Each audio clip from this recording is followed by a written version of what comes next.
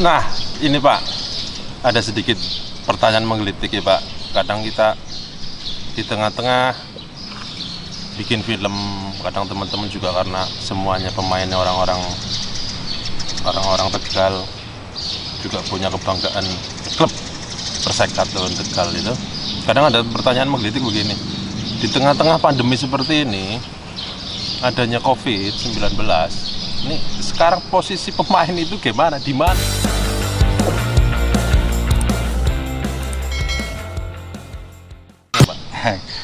Jadi memang agak dilematis ya, begitu Liga 2 digulirkan, dibuka itu di Kalimantan itu oleh Pak Ketua PSSI Menpora.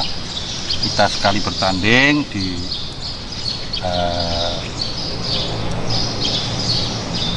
Palembang ya, sana datang bertanding, kita kalah di sana dalam posisi itu.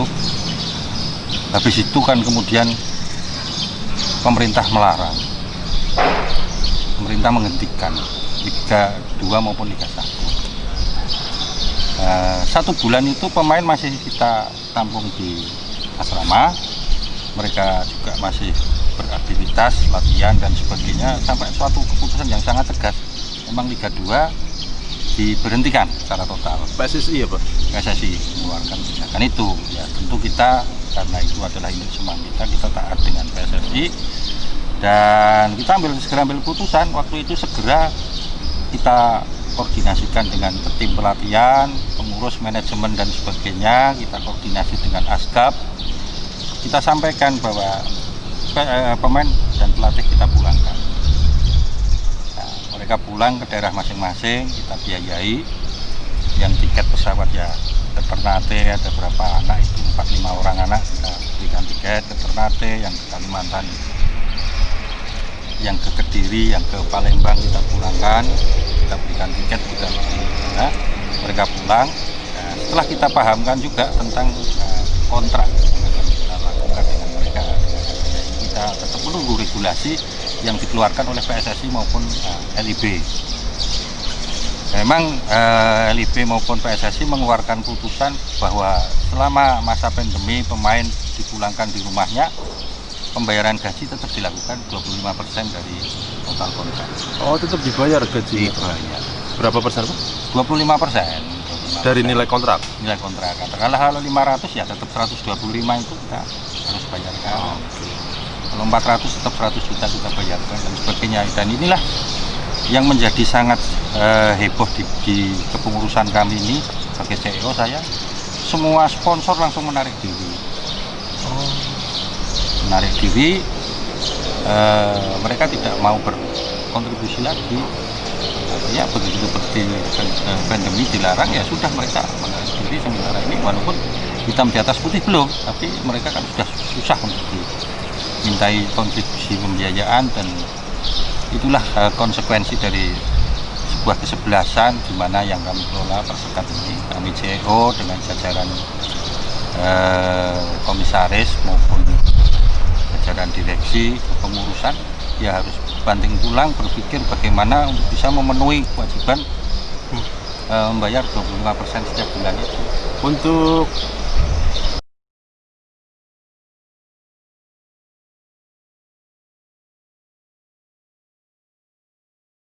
ya hampir semua mengalami yang sama, bahkan ada beberapa kesebelasan tuh langsung menyatakan bubar.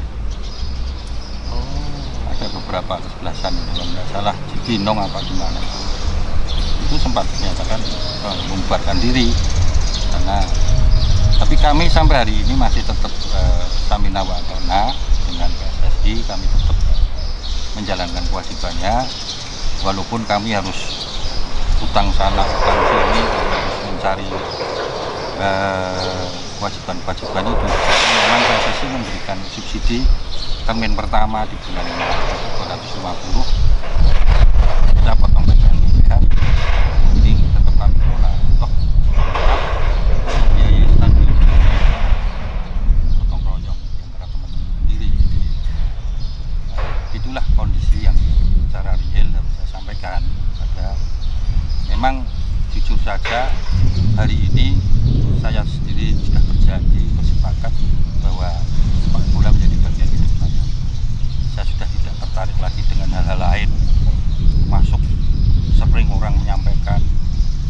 penyalon bupati tidak, momentumnya udah hilang. Saya sudah tidak tertarik lagi dengan hal itu. Dan juga urusan-urusan yang lain. Urusan saya hari ini adalah bagaimana mencarikan uang agar Persekat eksis, Persekat mampu bertahan di Liga 2 dan mampu mencapai ini. Berarti untuk teman-teman masyarakat Kabupaten Tegal yang pastinya juga manajemen masih terus bekerja keras mengurusi klub, tidak ada kata tidak optimis. Dari CEO aja sudah mengatakan masih terus bekerja keras, dan luar biasa sekali statement politiknya, tidak mengurusi dunia politik. Beliau sudah menyemangati untuk persepak bolaan, jadi hidup matinya buat sepak bola. Jadi jangan khawatir teman-teman, Bapak nggak pengen kemana-mana, tetap di sepak bola. Nah Pak, ada satu yang menggelitik Pak, katanya juga sering komunikasi virtual ya Pak, ya, sama teman-teman PSSI ya Pak. Pak, saya pengen nih Pak, Kabupaten Tegal itu tidak hanya prestasi sepak bola, tapi adakah ide untuk mengatasi ini dari manajemen Persekat buat PSSI Pak? Jadi gini, ada 2-3 kali pertemuan virtual dengan Pak Ketum PSSI, Pak Muhammad Irawan, dengan Ketua LIB, jajaran SKO, juga teman-teman Liga 2 se-Indonesia. Kita rapat virtual, yang disampaikan dari beberapa pertemuan rapat itu saya sempat usulkan, satu, seandainya PSSI tetap harus menggelar atau tidak menggelar, usulan kami pertama sebetulnya bubarkan saja dulu ya. Kita masuk di Liga tahun 2021, jadi Liga 2000 itu dibubarkan dulu. Tapi perkembangan berikutnya ada sesuatu yang cukup menggelitik, yang kemudian Pak Ketum menyampaikan Liga tetap harus bergulir.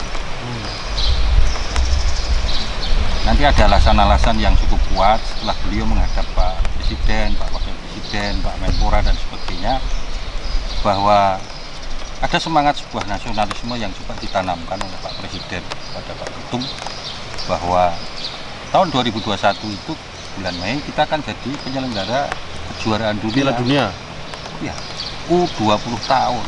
Indonesia ya Pak? Indonesia. Artinya kalau melihat dari itu, saya hanya berpikir, loh kalau begitu Liga tahun 2020 itu tetap harus diselenggarakan dengan kondisi apapun, dengan mentaati protokol kesehatan yang ketat, baku, ketat, dan betul-betul harus dilaksanakan dengan sebaik-baiknya protokol itu. Ya. Memang ada beberapa usulan yang kami sampaikan kepada forum di rapat Liga 2 itu. Satu diantaranya, digelar ada penonton maupun tidak ada penonton, maka saya memohon atau memberi masukan sebagai bahan kajian, dari kompetisi penuh dirubah jadi setengah kompetisi. Dan sistem pooling. Berarti terpusat? Ya, di satu titik, beberapa titik. Yang kemudian di berikutnya, pertemuan-pertemuan berikutnya, Pak Ketum sudah bisa menyampaikan arahan-arahannya. Satu, kita harus tetap taat dengan pemerintah, taat dengan kebijakan pemerintah. Yang kedua, Liga 2 tetap Liga 1 maupun